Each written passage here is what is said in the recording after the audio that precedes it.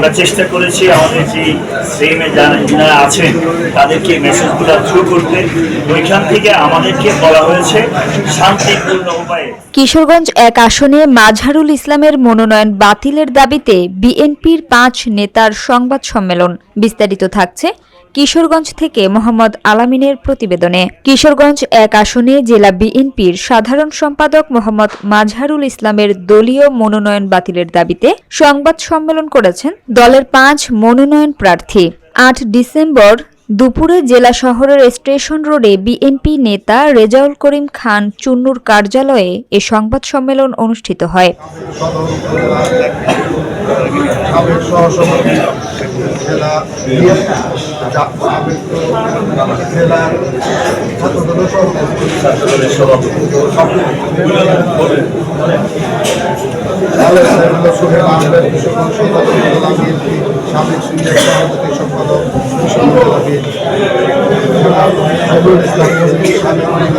মনোনয়ন বাতিলের আবেদনকারী ৫ নেতা হলেন সাবেক সংসদ সদস্য ও জেলা বিএনপির সাবেক সাধারণ সম্পাদক মাসুদ হিলালি, জেলা বিএনপির সাবেক সহসভাপতি রেজাউল করিম খান চুন্নু, রুহুল হোসাইন, শরীফুল ইসলাম এবং সদর উপজেলা বিএনপির সভাপতি খালেদ সাইফুল্লাহ সোহেল।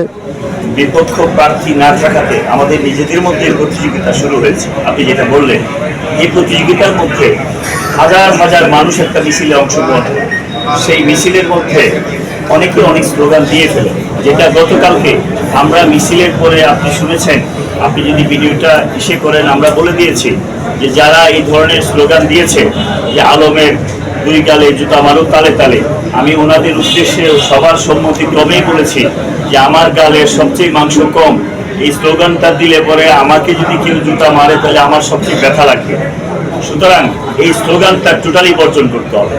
আর আসলে আমরা বক্তৃতা দেওয়ার সময় আমাদের কথাগুলা মানে এক লাইনে বলি, এটা সময় যায় যেমন 10 মিনিট। আপনারা ভাইরা যারা আছেন, আপনারা সবাই খুব সুস্থ সাংবাদিক, ভালো মানুষ। আপনারা অনেক সময় কিছু কাট করে কথা চলে আসে, তখন মানুষ ধারণা করে যে আগের কথার সাথে পরের কথার মিল নাই। যেমন বর্ষালীন বলতে আমরা যে কথাগুলো বলে ফেলছি, কিছু জায়গাতে আমাদের কিছু কথাবার্তায় ভুল ত্রুটিও হতে পারে। যেহেতু গতকালকে হাজারো হাজারো মানুষের মিছিল হয়েছে, বক্তৃতাতেও আমরা অনেকে উত্তেজিত ছিলাম। আমাদের নিজেদের মধ্যে যদি কোনো ভুল ত্রুটি হয়ে থাকে, বক্তৃতাতে যদি এসে থাকে, যদি পয়েন্ট থাকে, এটার জন্য আমি মাসুদ ভাই, জন্য ভাই, শরীফ ভাই, রুহুল ভাই, আমরা এটার জন্য ক্ষমা প্রার্থী। কারণ আমি ভুল করলে আমি রাজনৈতিক নেতা হিসাবে মানুষের কাছে ক্ষমা চাইতে পারবো না, সেটা হতে পারে না। আমার ভুল হবে, আপনারা ভুল, আমাদের ভুল হবে, আপনারা ভুল শুধরিয়ে দেবেন, আমরা সেটা শুধরিয়ে চলবো। ভবিষ্যতে কখনো যদি এই ধরনের স্লোগান আসে, আবার আপনারা বলবেন, আপনারা লিখবেন, আমরা সেটাকে শুধরাবো। ধন্যবাদ। চেঞ্জ না হয় তাহলে কি আপনারা ধানের শীষের পক্ষে আপনারা নির্বাচন করবেন?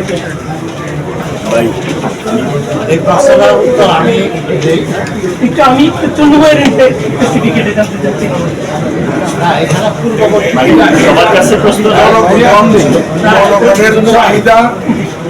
ধানের শীষের পক্ষে নির্বাচন করবেন কিনা, যদি জনগণ যেখানে নির্বাচন করবে, যার নির্বাচন করবে, আমরা দলীয় করতে বাধ্য। এই বিষয়ে একটা আমার পূর্ব অভিজ্ঞতা থেকে একটা কথা বলছি। 2001 নির্বাচন সহ বেশ কিছু নির্বাচন আমরা যারা আমরাই পরিচালনা করি। 2001 নির্বাচন আমি আমাদের যে প্রার্থী ছিলেন কিশোরগঞ্জ জেলা সাধারণ সম্পাদক জেলা মাসুদ হিসাবে আমি প্রধান নির্বাচনী এজেন্ট ছিলাম। বলা হইতেছে তাকে প্রাথমিক প্রার্থী হিসাবে মনোনয়ন দেওয়া হয়েছে।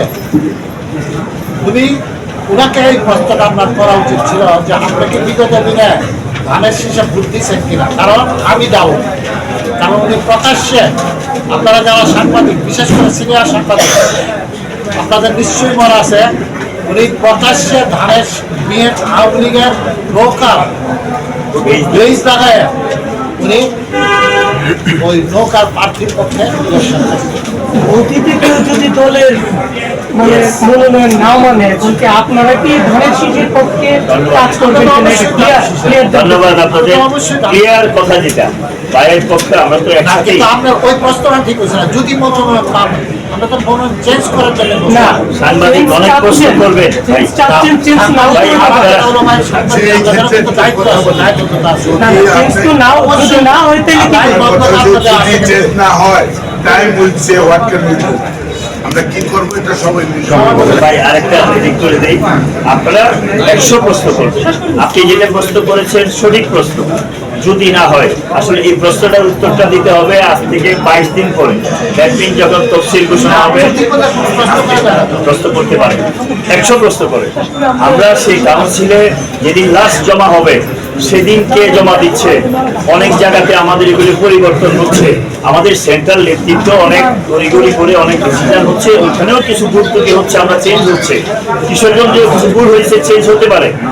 যদি আপনি যেটা বলছেন যদি চেঞ্জ না হয়, যেটা অ্যাডভোকেট সুলেমান ইসলাম সাহেব বলেছেন টাইম দিচ্ছে, আমরা সেদিন যেদিন জমা দিব সেদিনই আমরা পরবর্তী ঘোষণা দিব। আর একটা কথা বলে যাই, শহীদ জিয়াউর রহমানের দলটা আমরা তিলে তিলে, মাসুদ ভাই এটার নেতৃত্ব দিয়েছেন অনেক বছর, চুন্নু ভাই নেতৃত্ব দিচ্ছেন জন্ম থেকে, মাসুদ ভাইয়ের জন্ম থেকে, রুহুল ভাইয়ের জন্ম থেকে, শরীফ ভাই আর আমাদের কথা তো বললামই, আমরা এই জন্মের সাথেই জড়িত। বরঞ্চ যারা আশেপাশে ছিল অনেক অনেক দল থেকে এসেছে, আমরা কিন্তু কোনো দল থেকে আসি নাই, আমাদের জন্ম এই দলে। চেষ্টা করব লিখিত বক্তব্য উপস্থাপন করে মাসুদ হিলালি অভিযোগ করেন, একজন বিশেষ ব্যক্তিকে খুশি করতে এমন একজনকে মনোনয়ন দেয়া হয়েছে যিনি কিশোরগঞ্জ পৌরসভায় দুবার মেয়র প্রার্থী হয়েও নির্বাচিত হতে পারেননি। তার বিরুদ্ধে স্বৈরাচার সরকারের সঙ্গে আঁতাতের অভিযোগ থাকলেও কখনো কোনো মামলা হয়নি। গত 16 বছরে তিনি পুলিশের লাঠির আঘাতও পাননি। স্বৈরাচারের দোসর হিসেবে তার বিরুদ্ধে বিভিন্ন অভিযোগ রয়েছে। তিনি আরও বলেন, ত্যাগী, নির্যাতিত ও সংগ্রামী নেতাদের বাদ দিয়ে মনোনয়ন প্রদান করায় নেতাকর্মীদের মধ্যে তীব্র ক্ষোভ সৃষ্টি হয়েছে। সংবাদ সম্মেলনে উপস্থিত অন্য নেতারাও অবিলম্বে মনোনয়ন পুনর্বিবেচনার দাবি জানান।